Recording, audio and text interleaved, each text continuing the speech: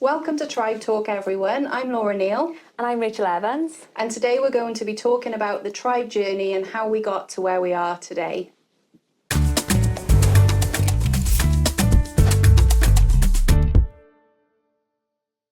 So welcome everyone to our first podcast. Laura, this is like years in the making. It is, yeah, it's years in the making. Trying to get this set up, but we're finally doing it. Yeah.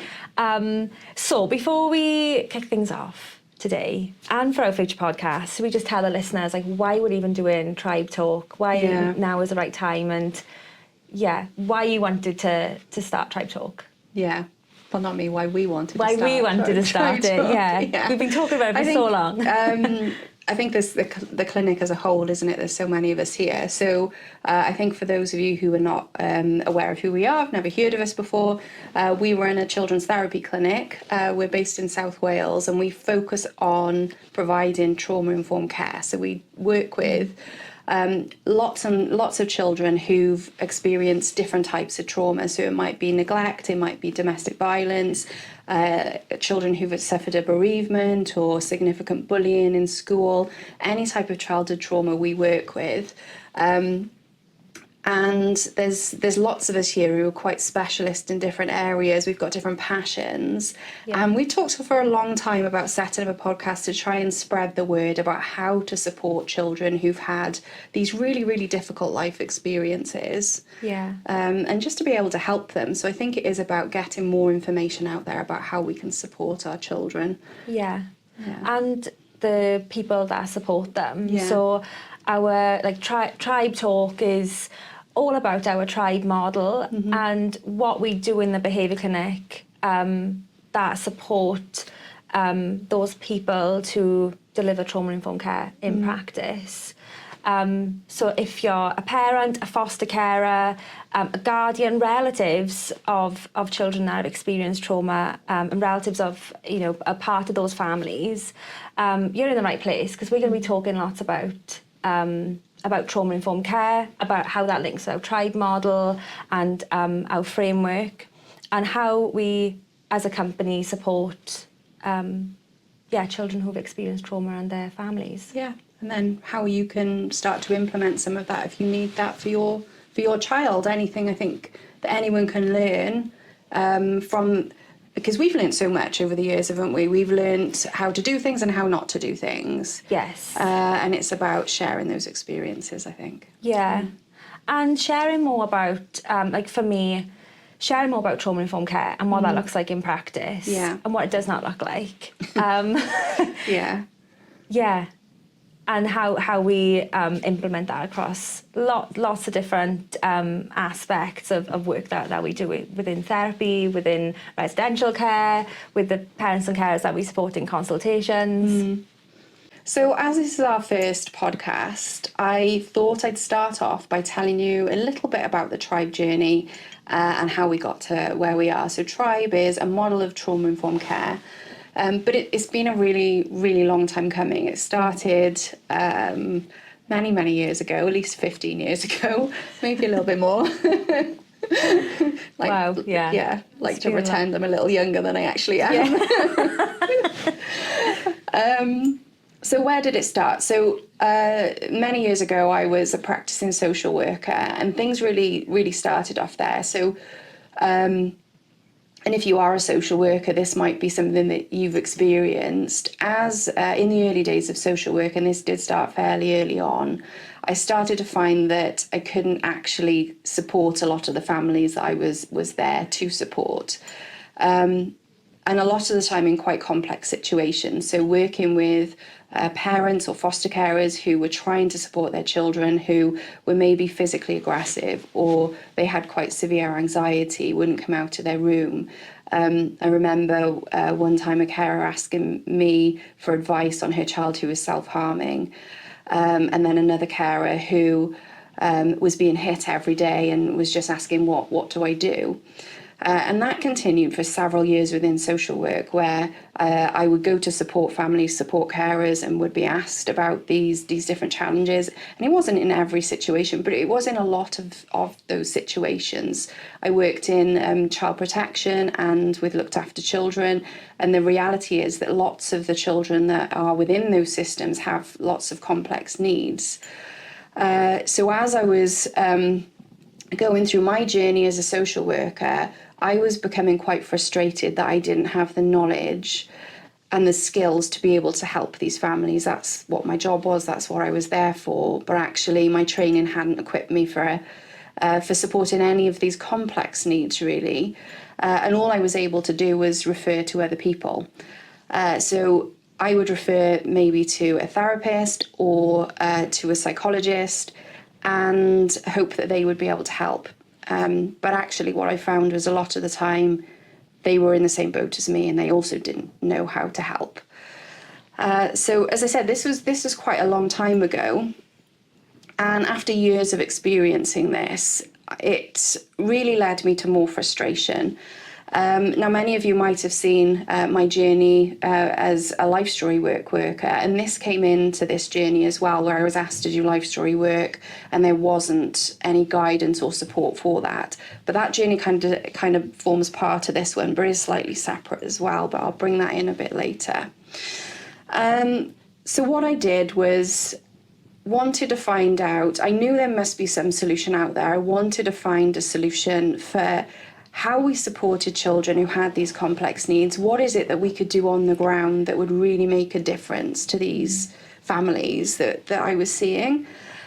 So I started to go off and do different things, do different courses, learn about different topics. At the time, I had quite a young family myself, so very grateful to my husband for allowing me to do this, because most weekends I was, this was also, as I said, it was quite a long while ago, before online courses. Oh, yeah. So I would travel at least one weekend a month to go and do a course. And a lot of the time courses were based in London. I'm based in Wales. That's a good 2-hour trip on the train. Yeah. But I go up and I do a course. So it would be a course on attachment. It might be a course on trauma. It might be a course on sensory needs. I did lots of courses on challenge and behaviour. And every course gave me a little bit of information, which I came away thinking, oh, that's great. I know a little bit more. But nothing really gave me the answers that I was looking for. So in those early days, there was a lot of talk about attachment, and you needed to understand attachment theory. But there was also talk at that point that if you were a social worker, it wasn't your job to understand attachment. It was quite contradictory messaging. So it was, you can't comment on attachment, but you really need to know about it.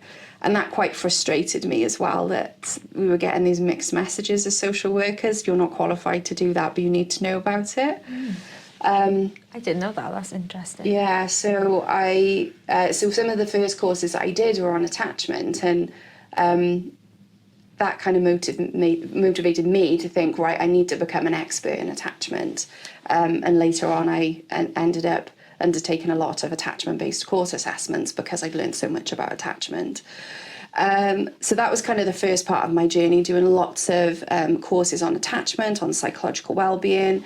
And then as I progressed through my social work career, this is where life story work comes in, because life story work became kind of the thing that you go to. So every kind of problem any child had at that point, this was again over 10 years ago, it was, they need therapeutic life story work. It didn't matter what review you were in or what the child's difficulty was, it was, they need therapeutic life story work. I know saying 10 years ago, but that isn't a long time ago. Yeah, know what we know now about trauma and life story work, and when it's most appropriate for a child to do that. It's not that long ago, 10 years. No, well, it's a little bit before 10 years ago that this used to happen, but it's just over 10 years ago that I completed my therapeutic life story work training. So, but because of messages like that, because of that being the go-to, that got me thinking, this therapeutic life story work, it must be the most amazing intervention ever. So I really wanted to learn more about it. And at that time, I'd met a colleague, Kim, So we did that course together. We went and did therapeutic life story work, and it was great. And I love life story and an absolute advocate for it. But it didn't answer my questions about how do I help children on the ground. And I think just before I'd started the life story course, I'd seen an advert for behaviour analysis. I'd never heard of behaviour analysis. Didn't really. I didn't either. Yeah. So now we're sat here as behaviour analysts. I didn't choose that career. Like when I was like way back when. Yeah. So it's just mad. But saw an advert, and it talked about the things I was seeing on the ground. So are you seeing children who are aggressive to their carers? Are you seeing self-harm? Are you seeing children who are so anxious they can't get out of their bedroom? And it kind of listed all the things I was seeing. Yes. And so I'd seen this before doing therapeutic life story work, hadn't signed up for the course because it was a longer, more in-depth course. And I thought, everyone's saying to go to therapeutic life story work first, so let's do that first. But before I'd even finished the therapeutic life story work course, I'd signed up for the behaviour analysis course. And then went on that, did an MSc in behaviour analysis, and behavioural science honestly brought everything together in one place. It gives you the science behind why we do what we do. Yeah. And it gives you the tools to break down any situation and know how to support a family. Yeah. Yeah. And so I think from day one, I was like, this is amazing. Everything else I've learned has fed into what I now can put into practice because I know the science. Yeah. So became a behaviour analyst and, well, finished the MSc. As you know, that's not the end. That's not the end of becoming a behaviour analyst. That's just the start. Yeah, that's the start. 5 years later. But as I was going through that process, I started to use some of the tools that I was learning to support the families that I was working with as a social worker, and started to see immediate changes and immediate differences, and just bringing all of these things together. So all of the information I'd learnt about attachment from therapeutic life story work, which I think does come in a lot for the children that we're supporting who've got such significant trauma, and then bringing that together with behavioural science, it kind of gave this ultimate tool. And it was a long time in the learning, obviously, but really brought everything together, and I was able to start putting interventions in place. And that kind of gave me the motivation and encouragement to set up the behaviour clinic. So in August 2017, I set up the clinic with me, just me, in a little room. I just had a tiny little office and a tiny little therapy room next to it. And then within the space of a month, I was looking for a play therapist to support. And then within the space of 2 months, I was looking for another behaviour analyst to support. And one of our colleagues, Hayley, who's still with us now, joined me then as one of the first members of the team. Rachel Hawker, who is an amazing play therapist. She now works in adoption services in England, but she joined our team.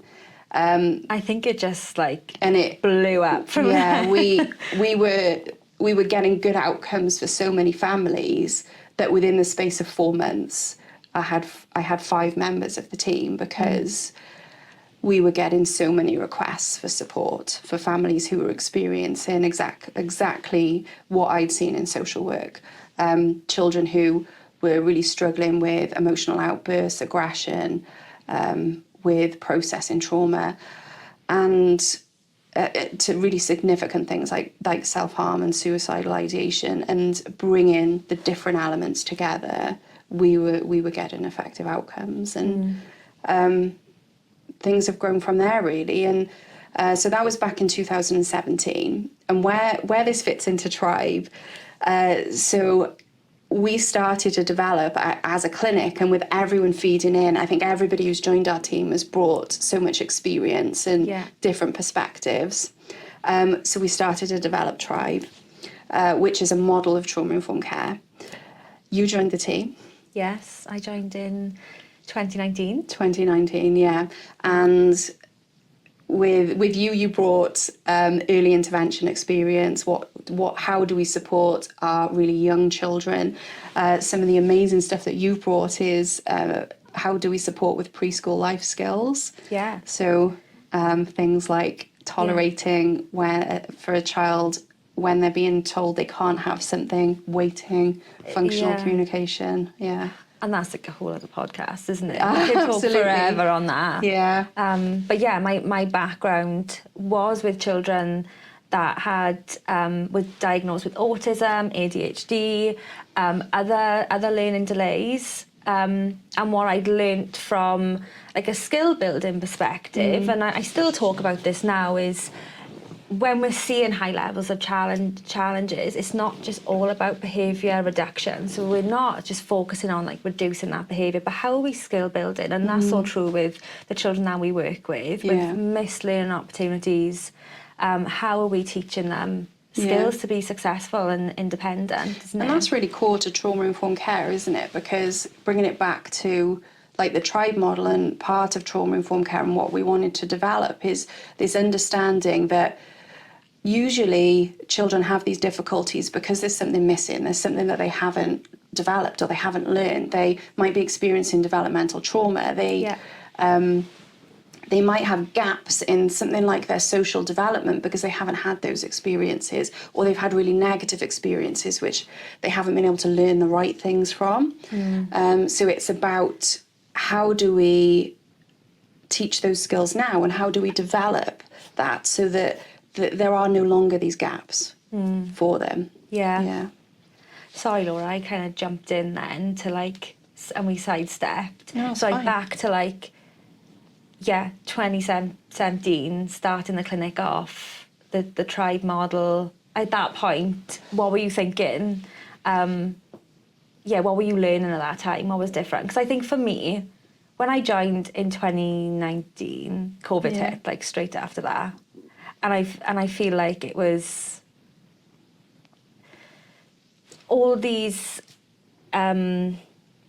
behaviours that we were seeing, I feel like spiked at that point. I feel like that was like such a crucial moment in time where we were seeing challenges exasperated, like becoming worse, and really complex stuff that we're working with, and I feel like we're still kind of dealing with that. We are still dealing with that now, 100%. Yeah, the fallout from that. I mean, from some of the children we see, we have teenagers who are missing huge chunks of their development, and this isn't necessarily from being in a household where there's adverse experiences. It's because they've missed things during that COVID period. Yeah. Sorry, what was your question? What was I back to thinking? the journey? Yeah, because I think there was lots that happened in that time frame, wasn't there? Where when you started out, it felt like it blew up. Even when I was practicing elsewhere, I knew about the behaviour clinic. I knew about what you were doing, and it was just like growing and growing and growing and growing. I think so. There's a few things that happened. I think one is we've got a good multidisciplinary team here that bring different elements of skill. And for me, it's a lot about passion. Like my passion is, I love talking about attachment. I love talking about life story work. I love learning about behaviour and behavioural science. But that's me. There's other people who bring completely different things to the table. And just complements. And it just complements it. It just works so well. And I think that's where we're so fortunate with our team, because we've got so many different people who bring different elements. And it's not that it's the passion they bring. It's not that it's just something they've learned. They are so passionate in that area that they put everything into it. It's not that just their credential. It's like their experience that they bring with that. Just thinking of like some of the play therapists that practice with that, they bring so many different things to the table. They bring creativity where sometimes we can't see past what we're doing today. I'm definitely not creative. But everyone just brings something different. But we're all passionate about helping children and families. So I think, back to your question, that was a huge thing. So we have these different practitioners skilled in different areas, but underlying that, and I think this is something that I learned on the journey, and is fundamental, is you have to put behavioural science in there underneath, because that is what tells you what the actual problem is, not something that you think might be the problem. It defines what is it that you need to do here, and it puts the steps in place for you to get there. So whether you're thinking about engagement, or whether you're thinking about building social skills, or it's that underlying need, isn't it? Because you might be seeing lots of challenging, aggressive behaviour, for example, but underlying that is emotional dysregulation because of broken attachments. And you need to be able to break that down and look at how do I rebuild that, and that's what behavioural science does. So regardless of the discipline, it's integrating behavioural science into that, and I think that's why that was fundamental to my learning, and where behaviour analysis just brought all everything that I'd learned together.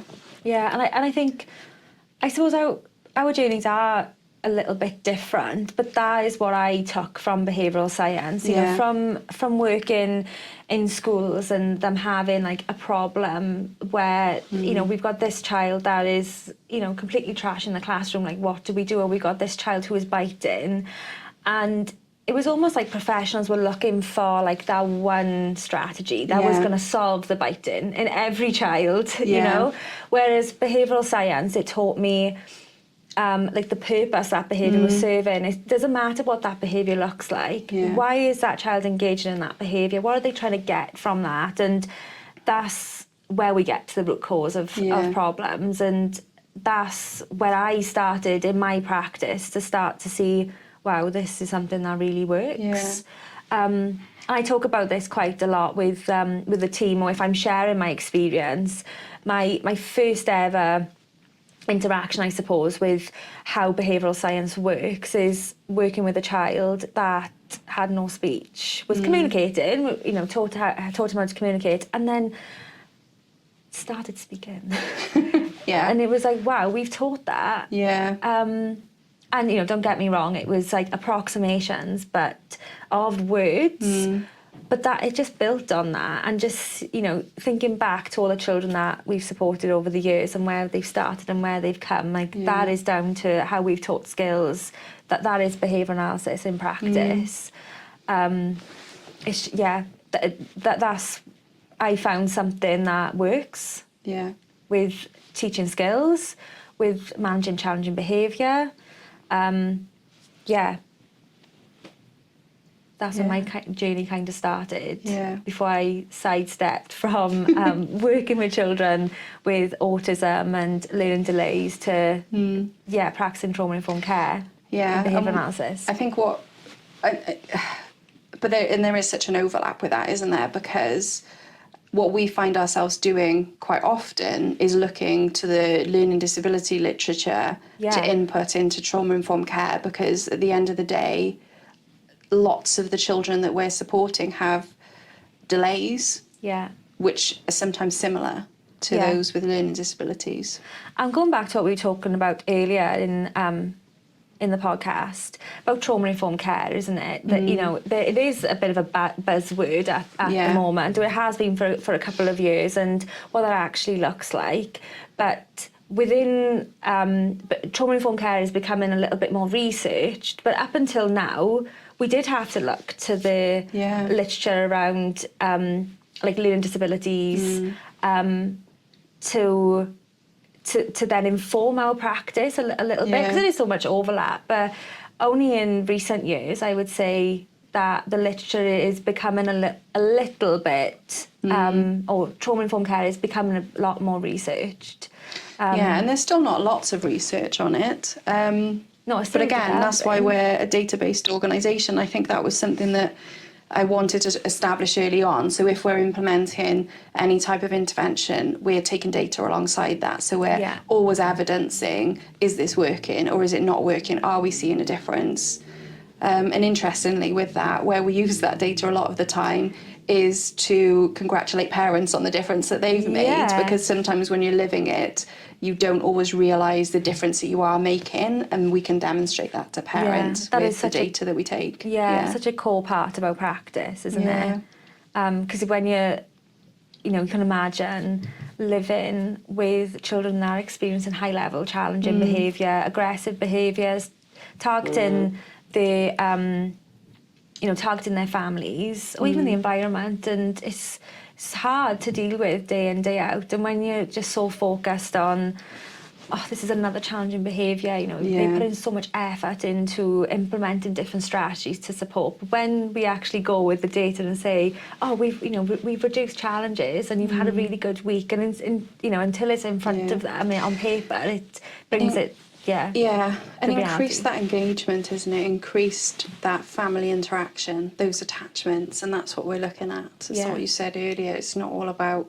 Quite often, the thing we're asked to focus on is reducing some kind of difficulty. But what we really want to do is increase engagement, interaction, and how that it can be anything from how that child views themselves, or how they view their relationships, or developing their social skills. All of those things come into it. Okay, so we're going to move on to questions now. So this is our first podcast, so we haven't had any questions from our parents and carers. Or listeners. Listeners. We haven't got listeners yet. But one of our team members asked a question recently. So what gap did you see in services when you first set up the Behaviour Clinic? So I think, there were huge gaps. This was 2017, so prior to 2017. I think it comes down to what I was talking about, where there was a gap in my knowledge, so a gap in the knowledge that, and I wasn't a unique social worker that had this huge gap in my knowledge. It was social workers in general. And it, to a lot of extent, I think that's the same now. Social work training doesn't cover a lot of this stuff. I would agree. Not to go off topic, but social workers that I've worked with recently are saying about their caseloads are too high, but they want to be focusing more on the work that they can do with children and families, more of that direct work, that practice. And that's a barrier for them now. So not having the time to put in that direct practice. And they're desperate to do that. That's why they got into absolutely. That's definitely what we hear day in and day out. So I think in terms of gaps in services, there was a gap in my knowledge. There was definitely a gap within therapy. There was therapy available, but I had multiple experiences as a social worker where I felt I was taking a child to therapy or referring for therapy, and that therapy then wasn't doing what it was commissioned to do. And I actually have an example of this I was a social worker working with a young lad, and he was a teenager, struggling with really low self-esteem, has lots of anxiety and depression, and his dad decided to pay privately for a consultation. I'll just call them therapist, with a therapist. Okay. And he said, do you want to come to this consultation where I'm going to go with my son, we'd like your input. So I got to go. And we went to this consultation. He paid £150 for a 50-minute consultation. And the therapist asked me what I thought and what I thought should be done with this child. And that kind of, for me, really summed up. So we came out of there with no more information than we went in. No. All he'd done was listen to, these are the problems, asked what I thought my advice would be, and then said, well, all I can tell you is what you're doing is the correct thing. And this child was still very depressed, wouldn't come out of his room, was having lots of suicidal ideation, and there was no actual support. So that experience is a very direct experience, but there were other times where I'd ask a question of someone who had therapeutic training, or when we referred to psychologists, for example, and they didn't always know the practical things to do. They could tell you the theory about why this was happening, but not what do you practically do to help. So that was the massive gap in services, I think, is what do you practically do to support a child in any of these situations? And I think there is a lot more knowledge than there was, even 5 years ago. There's a lot more knowledge there now about what you can do. Yeah. But practical advice is what parents are telling us they need, and practical advice isn't usually what they're getting. It's that this is why this is probably happening, but not what you do. Yeah, and I would say we find that in our residential homes as well. Like the staff on the ground want to know how to support children in the moment and what they can be doing like outside of a challenging behavioural moment, isn't it? Like how are they supporting children day to day? Like that's they want tools. A social worker I just met with now, they want tools. Like show me like what you do. And that's what we want to see, because it's the people on the ground, it's the parents, it's the carers, it's the support staff. It's those people who are day to day, and they need to be skilled up and they need to have that support and advice on what to do. Yeah. Because they're the ones that are there day to day for our young people. Yeah. And we often say that when we're talking about therapy as well. Like lots of our therapy children come in once a week or once every fortnight, isn't it? But we just spend that 1 hour with them. It's how we're translating what's been learnt in the therapy room to every day, and a big part of that is supporting parents and carers to be embedding that at home. Yeah, because if that doesn't happen, the therapy's unlikely to be effective. Yeah, exactly. Yeah. So thank you for joining us for podcast 1 on Tribe Talk. So if anything that we've talked about today, because we've just covered our journey really as to how we found ourselves here really, and where the tribe model came from initially. So if you found any of that interesting and want to know more about our tribe model, more information about trauma-informed care, then subscribe to our Tribe Talk podcast for more trauma-informed care in practice.